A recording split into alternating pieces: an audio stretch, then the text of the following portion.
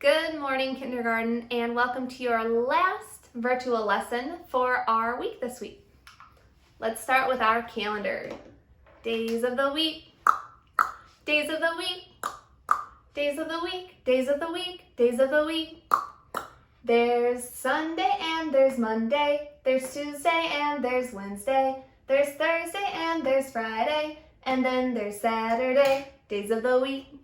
All right. When I am thinking about what day of the week it is today, I'm thinking about what tomorrow is going to be. I know tomorrow starts our weekend, so I know tomorrow's Saturday. So what is the day of the week that comes before Saturday? Starts with an F, Friday. And our date is the month of May, Friday, and we are on the 15th. It is May 15th. All right, if you have any good news, you can go ahead and share it now with somebody who's watching the video with you, or you can always send me a message and let me know your good news.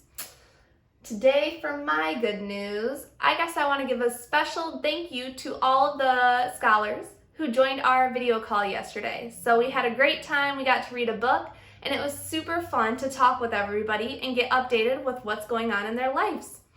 I know Arabella has some new loose teeth, Mason lost another tooth, Marquise Standifer has a hoverboard, Randolph has a phone, Annalisa is looking for her little birds that are about to hatch, and Ephraim predicted the end of our book that we read. So we had an awesome time. Thank you to everybody who was able to join in.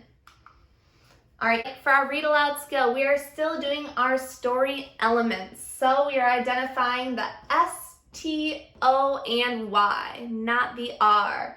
So as a reminder, S stands for setting. The setting is where and when our story takes place. Our T stands for the talking characters, so the people, animals, or objects that are talking. Our O stands for oops, a problem. The R, we're not going to worry about. And lastly, our Y stands for yes, a solution. So that's how our character fixes the problem that they had. Today, as we are reading our book, we are still working on the S. They want you to find the setting of our book today. So our book today is titled Meg and Hen.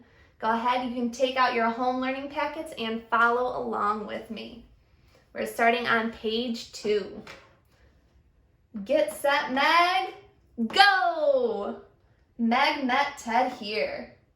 And I know that I'm looking for my setting, where and when the story is happening.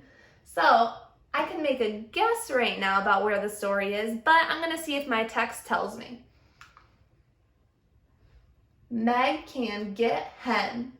Hen is a pet for Meg.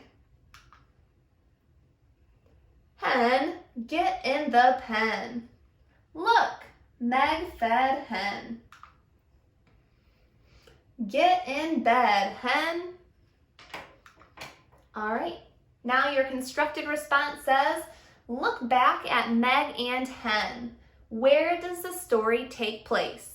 So they want to know the where. They're not asking when, they want to know where. So I noticed our text didn't tell me where they were at, but I'm wondering if I could use clues from the pictures to help me make a really good guess. I'm thinking probably so. All right, practice your quick drill cards. So again, remember, you can cut out those cards that are in your home learning packet and use them like flashcards, or if you like Ms. Patterson's videos, you can use those too. Your quick write prompt today says, tell me about a time that you overcame a challenge. What did you learn about yourself?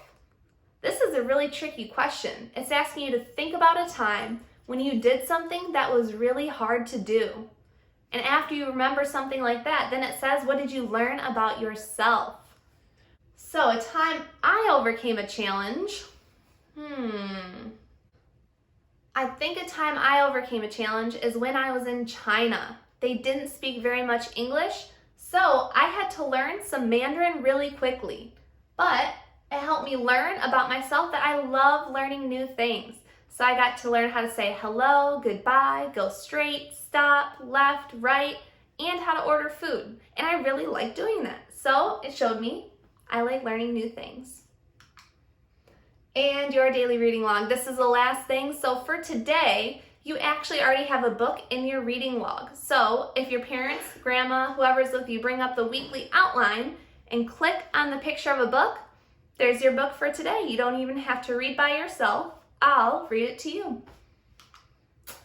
And it is time for math.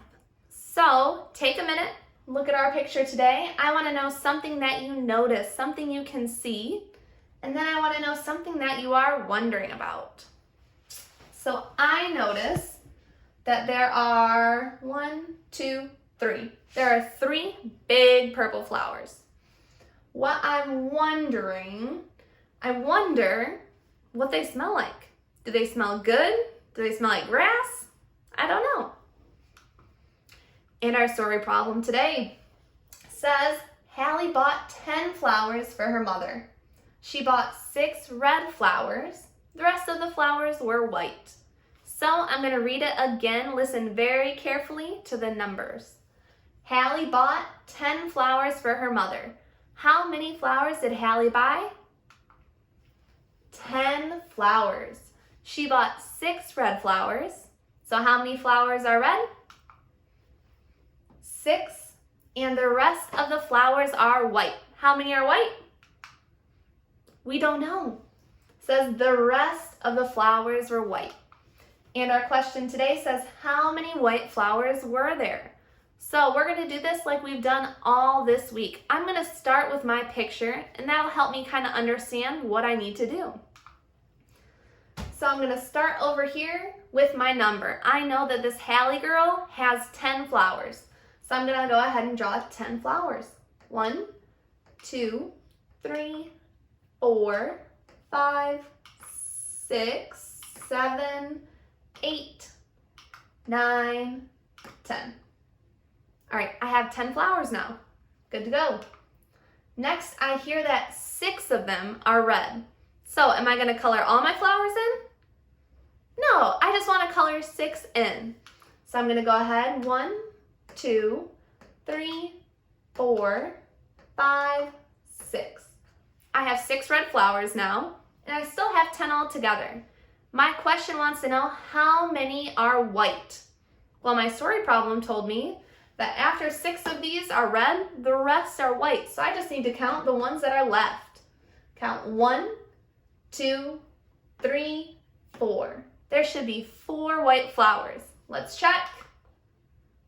Got it, 4 white flowers. And again, my number sentence is gonna look like this. I started with 10 flowers, and to figure out how many white ones were left, I had to color in and then take away the 6 red flowers because I don't really care about the red ones right now. I wanna know my answer. I wanna know the white ones. So we are subtracting. Over here, I decided to do it again, but this time I wanted to use a 10 frame because I already knew that I had 10 all together, so I thought I'll fill up a 10 frame. That'll be really easy. So here I have all 10 dots in my 10 frame. Next up, I know that 6 are red, so I've colored in 1, 2, 3, 4, 5, 6. 6 of these on my 10 frame. And just like I did before, I need to know how many are white. I need to count the rest. 1, 2, 3, 4. And let's see down here. 4 again, and the same number sentence. So again, 2 different ways to do it, but I'm always gonna have the same answer. And I'm always gonna have the same number sentence. And lastly, you have your math lesson pages. So you're still working with addition. You're adding groups of numbers together. You're starting with page 42 today. You should be doing 42, 43, and 44. All of them you're adding. So on your first page, they give you pictures like you might draw in a math story, and they even give you a number sentence. So they said 7 plus 2 equals blank. They need your help to answer this. And I notice up here, they have a group of 7 fish, and they have a group of 2 fish. Just like the number sentence says, they want to know how many fish are all together? So you can add those two groups and find your answer. That is it for me this week. We are at the end of our week, and I don't think I have any more news for you to share. So I'll look forward to seeing you next week on Monday. Bye.